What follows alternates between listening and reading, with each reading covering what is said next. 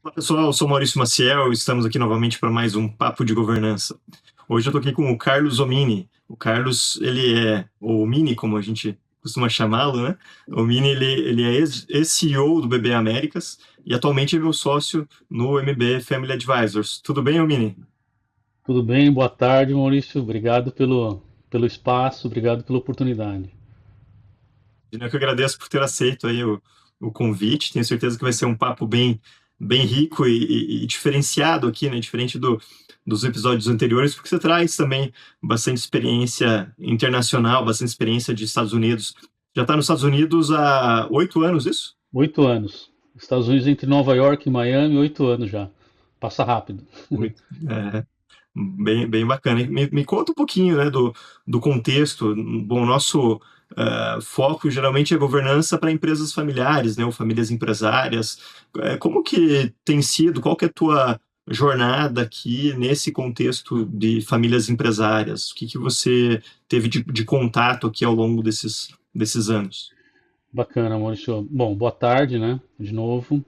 Obrigado pelo espaço. Eu, contando assim um pouco da minha trajetória no banco, né? Eu trabalhei um pouco mais de 30 anos, né, no conglomerado do Banco do Brasil, em diversas áreas. Desde mercado de capitais, até estruturado e também na área de corporate, né?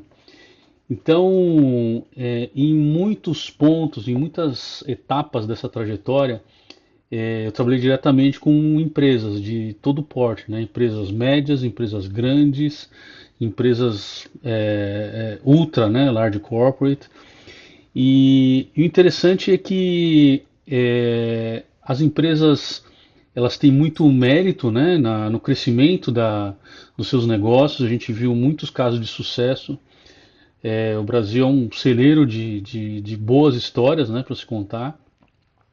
E durante muito tempo também eu acompanhei a trajetória das empresas no que tange a perpetuidade das empresas, né? Então, empresas que foram criadas e que passaram por diversas crises, por diversos momentos, né, virtuosos da economia brasileira e que também tiveram que passar por transição familiar, por é, transição de negócios, né? Então foi muito interessante. Eu acompanhei isso enquanto estava no corporate do Banco do Brasil.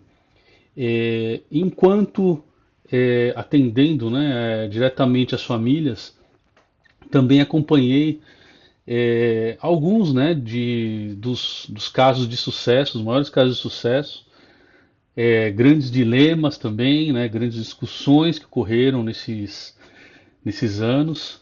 E é muito, diria que assim, é uma experiência rica, né, de você ver como que as famílias tratam diversas conversas críticas, diversos momentos críticos e que os negócios continuam, né? Como é que os negócios são tratados. Excelente. Conta um pouquinho para o pessoal saber também, né, o que que você tem feito, então, depois que você saiu da posição de CEO, né, com o que que você tem trabalhado e qual que é a tua principal atuação aí hoje? Não, bacana.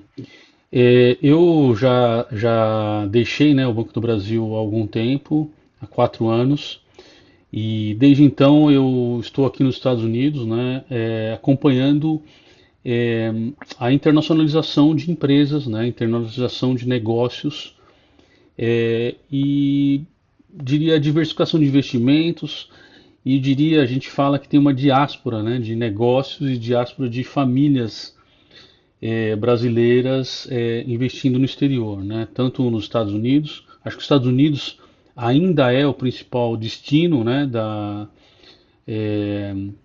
dos recursos brasileiros, mas aí por mundo afora, né? Então, desde que eu deixei o banco, eu acompanho algumas empresas que internacionalizam os seus negócios, né?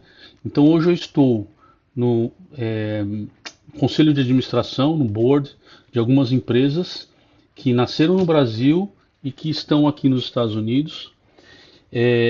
Empresas também que procuram, né, novos nichos de mercado, empresas que cresceram no Brasil, acumularam riqueza, mas que estão procurando novos nichos de mercado nos Estados Unidos. Os Estados Unidos é o maior mercado consumidor mundial, o maior mercado, a maior economia mundial. Então a gente tem uma amplitude da economia muito grande. Então as famílias brasileiras procuram alternativas na economia americana, até como perpetuação, preservação de riqueza. E também cuido diretamente de investimentos, né, de single family offices brasileiros que investem aqui na economia americana. E aí eu acompanho de diversas formas, né, diretamente nos investimentos, mas também participando, né, de algumas discussões, né, de estratégicas, né, sobre o quanto diversificar, como diversificar, como é que faz a distribuição, como é que faz a discussão, né, como é que a gente encaminha as discussões internas das famílias das empresas para investirem aqui nos Estados Unidos. Bacana. Ô, Mini, e aí nos Estados Unidos você tem contato aí com diversas empresas e acho que você consegue perceber a diferença de maturidade em termos de governança, né, entre os family offices que estão aí e os family offices brasileiros. Como que as famílias empresárias daí e os family offices daí, né, lidam diferente, né, em relação à governança em comparação com as famílias empresárias aqui brasileiras? O que a gente pode aprender, né, nesse contexto aí?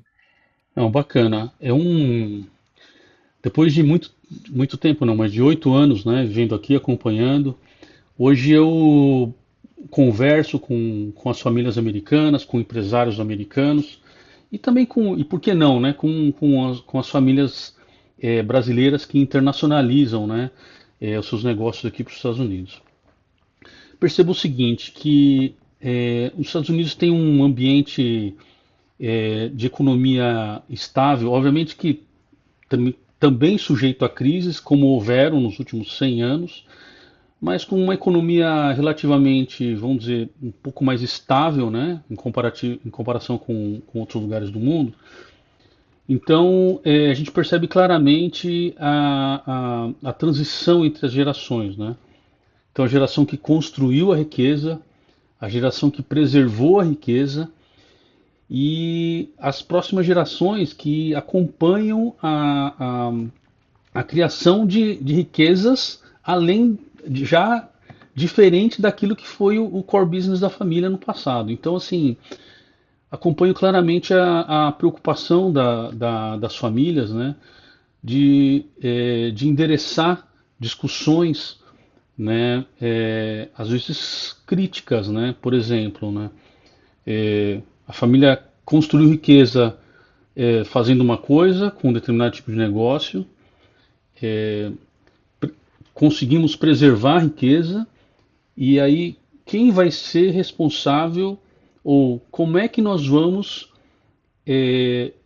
preservar a riqueza, como é que nós vamos preservar o legado que a gente construiu para as próximas gerações, né?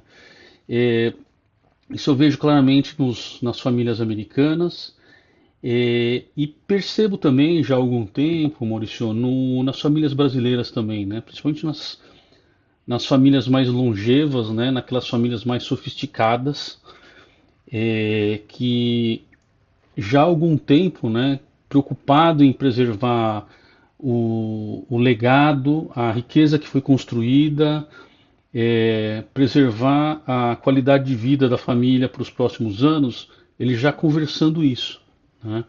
Então, famílias que têm estruturas de governança definidas ou têm como endereçar essas discussões internamente, né? Que são conversas que são abertas nas famílias. Eu acredito que eu vou chamar isso de educação, mas eu diria que é mais uma cultura, né, brasileira de conversar isso abertamente, né, de endereçar essas questões internamente, ela vai ganhando mais corpo. Então eu percebo isso nos últimos, sei lá, nesses últimos 5, 6, 7 anos, cada vez mais as famílias falando, poxa, eu construí riqueza. Como é que meus filhos, como é que meus netos vão preservar essa riqueza? O que que eu tenho que fazer? Como é que eu vou endereçar isso? Como é que eu vou organizar essa conversa? Então eu acho que essa cultura mais de longo prazo, essa cultura que a gente fala de governança, né, que às vezes enxerga como burocracia, mas não é burocracia, né, mas ela tá ganhando bastante espaço, né, principalmente não só naquelas famílias ultra ricas, não, eu acho que é uma conversa natural, como acho que todo mundo tem que ter.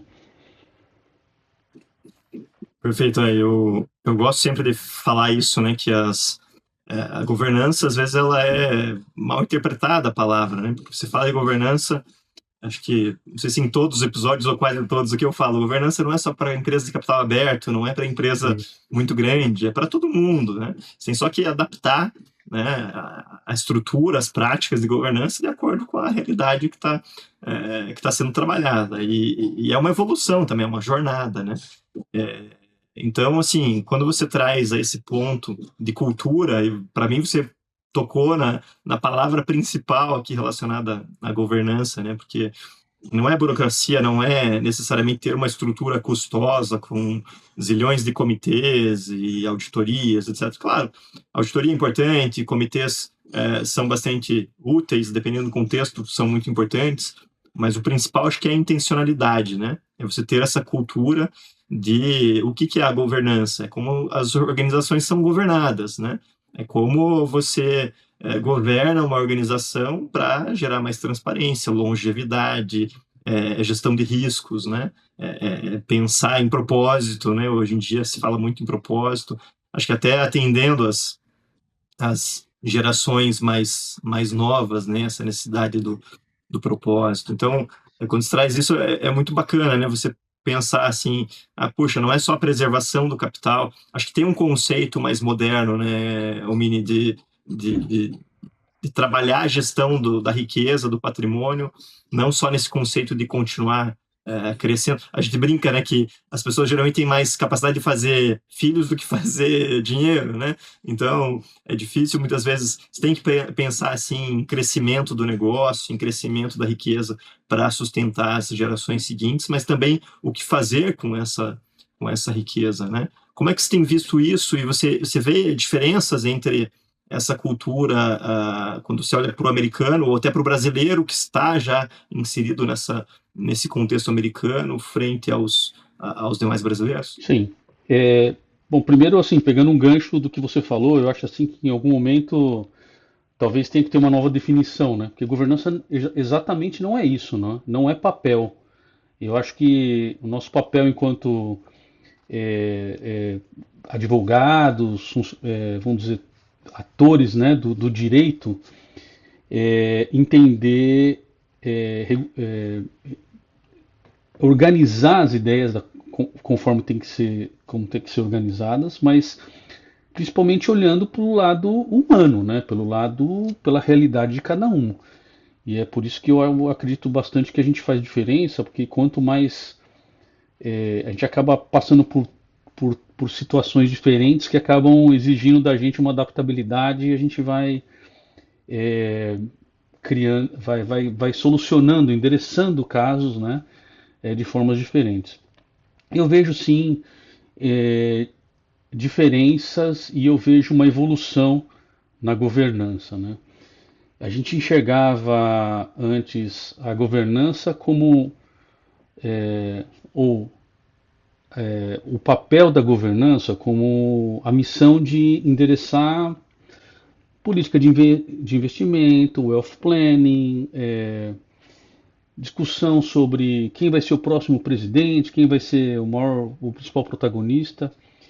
E hoje ganhou um espaço maior, né, com a evolução cultural, com a evolução até da própria economia, né? Então hoje a gente, por exemplo, tem discussões sobre formação, né?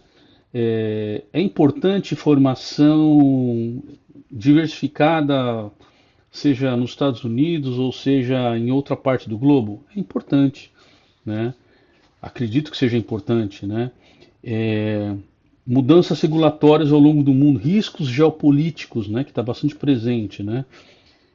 Tem um ponto bastante importante que é a inteligência artificial, né? Então, a inteligência artificial traz um componente muito importante, que é a velocidade de mudança, né, das coisas, né? Então, assim, nossa capacidade de adaptar novas oportunidades de investimento. Então, tudo isso vai criando uma necessidade dos os próprios documentos de governança serem flexíveis, né? Serem adaptáveis ao ponto de que a gente consiga refletir aquilo que a economia moderna exige, né? A gente vê nos Estados Unidos assim famílias longevas, famílias centenárias que ainda preservam uma unidade familiar e eu acompanho algumas histórias aqui. Obviamente que eles vão se adaptando ao longo do tempo e isso a gente vai começar a ver nas companhias brasileiras e nas famílias brasileiras, porque as empresas vão durando mais tempo e é necessário que tudo aquilo que a família, a expectativa da família seja refletida à economia. Que eu quero dizer com isso? Aquilo que foi redigido há 10 anos atrás não serve mais hoje. Aquilo que foi definido há 10 anos atrás não serve mais hoje. Talvez seja necessário mudar, talvez seja necessário adaptar. Com a chegada de novas gerações e com a chegada de novos segmentos da economia, vão ser necessárias adaptações. E acredito que a gente vai acompanhar no mercado brasileiro muito daquilo que já acontece aqui, né? Então, terceiras, quartas, quintas, décimas gerações, elas vão falar assim, poxa, agora vamos fazer de uma forma diferente, vamos redigir de uma forma diferente, vamos criar a possibilidade de investir em mercados diferentes, vamos exigir uma educação diferenciada para os herdeiros, né? Então, acho que eu vejo uma diferença grande, mas eu vejo isso chegando rápido, né? Eu acho que para fechar esse ponto, né? Acho que a, as gerações, a gente vem de uma geração que as coisas mudaram muito rápido, né? Do telefone para o iPhone, para o satélite. Então isso a gente acompanhou, a gente está vendo o quão é importante a gente ser rápido, a gente ser flexível. Excelente. E para a gente ir encaminhando para o final, aí tem mais uma curiosidade aqui que eu tenho, né? A Uhum. gente, muitas famílias com quem eu tenho contato aqui, famílias empresárias, muitas vezes com patrimônio relevante, ainda são muito tímidos quando se fala de internacionalização, né? Principalmente quando você ainda está olhando para aquele primeira ou segunda geração, né? Alguém, né, de gerações mais um pouco mais né, anteriores, não, e não dessa nova geração, anteriores às minhas, principalmente, né, a minha geração. A gente vê uma certa resistência, um certo medo, né? Acho que é o medo do incerto, do risco. Como que é o perfil, né, de quem procura você para começar essa internacionalização, para começar a investir aí? E, e você tem algum case de sucesso, sem falar nomes, né? Mas algum case de sucesso para compartilhar ou algum risco que você identificou e viu alguma coisa não dar certo? Quais são os cuidados, né? O que você diria assim para quem talvez ainda tenha um pouquinho de medo, mas né, também tem essa curiosidade o medo de estar perdendo uma boa oportunidade, né? Eu acho que esse último ponto, esse final é o assunto que eu mais gosto, sabia? Eu, eu acompanho aqui as famílias, né? Eu estou aqui nos Estados Unidos e eu percebo cada vez mais, né? Mais famílias, mais negócios chegando. E, e assim, é inevitável, né? A gente vê estatísticas assim, né? O Brasil é menos de 2% da economia mundial, né? A nossa bolsa de valores, ela representa 1 trilhão de dólares e aqui uma empresa americana já vale mais que isso, que vale mais que o valor que o market cap, né, da bolsa brasileira. Aqui nós temos diversos segmentos em regiões diversificadas, né, dos 50 estados americanos, nós temos expertises diferentes e vários segmentos diferentes. O PIB do Texas é maior que o PIB brasileiro, por exemplo. É, Acho que o offshore foi tratado por muito tempo como uma questão proibida, não tão legal, mas depois de 2019, mais e mais, né, tanto na parte regulatória como na parte de infraestrutura, né,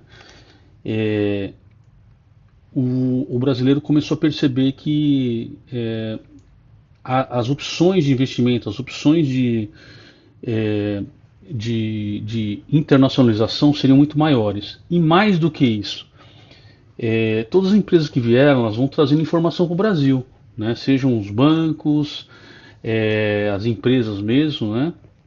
Vão trazendo informações para o Brasil dizendo o seguinte, olha, é, poxa, estou fazendo isso nos Estados Unidos, eu tenho uma economia desse jeito nos Estados Unidos, eu estou ganhando dinheiro com isso. Então, essa educação financeira, ela vai propiciar cada vez mais acesso. E eu acho que isso, quem tem que ganhar somos nós brasileiros, né, que temos muito mais acesso, né, à internacionalização. Eu vejo como oportunidades, né? Então, que eu percebo das novas gerações? E aí eu não estou falando de uma família, percebo, eu diria que em todas as famílias com quem eu trabalho, né? A gente estava conversando aqui, né? Às vezes a família construiu uma riqueza fazendo uma coisa no Brasil. Quando ela chega nos Estados Unidos, ela fala: poxa, mas eu posso fazer outra coisa, posso ter um restaurante, posso incorporar prédios. Ela tem uma amplitude na economia, em segmentos da economia muito maior. Pô, eu posso trabalhar com inteligência artificial, eu posso desenvolver um produto novo. E o brasileiro tem uma criatividade, uma capacidade de desenvolvimento que é muito grande. Então, assim, qual que é a oportunidade que nós temos agora, né? Nós temos uma oportunidade de levar uma economia diversificada que nós temos nos Estados Unidos para o Brasil. Então, assim, é muito. Eu acho que é um momento muito bom para nós brasileiros podermos ter acesso a essa economia e a gente falar, poxa, por que que a gente não faz a mesma coisa? Nós temos um país riquíssimo em recursos naturais, em solo, em agricultura. Por que que a gente não aproveita alguma essa conexão em que nós temos com o mercado internacional, né? Então eu vejo isso até para as próximas gerações, viu, Anderson? Eu vejo assim, a gente está falando sobre o papel das novas gerações, né? Então, às vezes, a nova geração não cresceu, não foi a geração que construiu a riqueza. Às vezes ele quer fazer outra coisa. Então tá, o mercado internacional propicia que você faça outra coisa, né? Então acho E que quer construir, né? Quer ter o seu próprio exato o seu próprio protagonismo, né? isso. E que às vezes o que eu vejo assim, às vezes pode ser inclusive complementar ao negócio no Brasil, É, né? Então tem casos que eu conheço aqui de empresas familiares que a segunda geração falou, não, pai está fazendo tudo errado, eu faço melhor. E o pai falou, tá bom, então vá lá empreender sozinho para você ver se é fácil ou não é. Ele foi, empreendeu sozinho, depois os negócios se complementaram, né? A empresa do pai aqui no Brasil acabou adquirindo a empresa do filho e virou ó, um negócio só. Então, às vezes, é um caminho também para essa nova geração que não quer trabalhar, né, na empresa familiar num primeiro momento, quer construir alguma coisa, talvez acessar aí via mercado americano oportunidades que acabem contribuindo para o crescimento do negócio no Brasil e para o crescimento do patrimônio familiar, né? veja só a possibilidade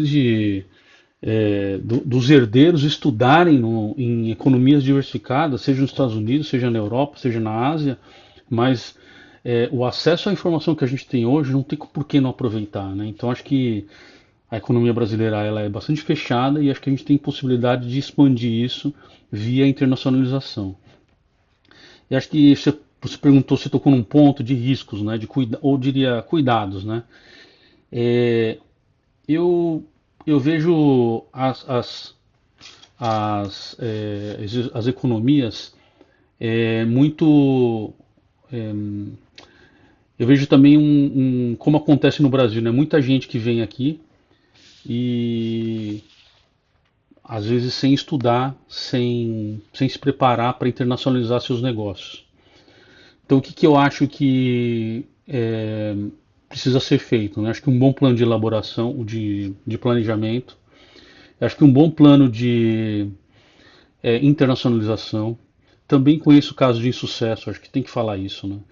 Empresas que eram grandes no Brasil, que vieram para os Estados Unidos, ou que vieram para a Ásia e que tiveram suas, suas dificuldades de cultura, de adaptação. Não é porque você é grande no Brasil que vai ser grande no exterior. Então acho que tem um planejamento. E eu acho que, como cuidado, né, eu diria que tem que ter bons assessores. E eu acho que tem que ter uma etapa de planejamento muito forte. Eu acho que tem que ter uma etapa de conversa que seja bastante. Eu acho que não pode ter pressa, né? Eu acho que também não pode. Eu acho que tem que se fazer. Eu acho que tem que aproveitar a chance que é agora, mas também não pode fazer de qualquer jeito. Eu acho que eu diria que a palavra mágica aí é o planejamento, né? Perfeito, Mini. Bom, agora a gente chega realmente ao final do episódio. Eu agradeço muito a sua participação. Foi riquíssimo. Eu gostei bastante do papo. Com certeza essa experiência internacional ela agrega bastante, né? Acho que o, é inegável que nos Estados Unidos você tem aí realmente uma maturidade maior, né, de governança, famílias empresárias, por mais que existam diferenças culturais e de estrutura, né, entre os países, acho que a gente tem bastante coisa para aprender e essa internacionalização realmente traz aí bastante valor para a empresa familiar ou para a família brasileira empresária, né? Tanto, eu gostei que você tocou bastante no ponto da educação, né? Além da diversificação de investimentos e negócios. Foi muito bom, Mini, muito obrigado aí pela tua colaboração, né? Por compartilhar tuas experiências. Bom, e para quem quiser entrar em contato contigo, qual que é o canal mais fácil de te acessar? Não, bacana, Maurício. Bom, primeiro eu, de novo, né, agradeço aí a oportunidade. Conversa riquíssima, bom falar contigo sempre. Bom, para acessar, né, via canais digitais, né, LinkedIn e também a nossa própria empresa, né, via MB Family Advisors, via nossa página, né, na internet. E aí pode acessar e a gente sempre está. É um prazer conversar com todo mundo. Perfeito. Muito obrigado, um grande abraço. Um abraço, obrigado, tchau. Tchau.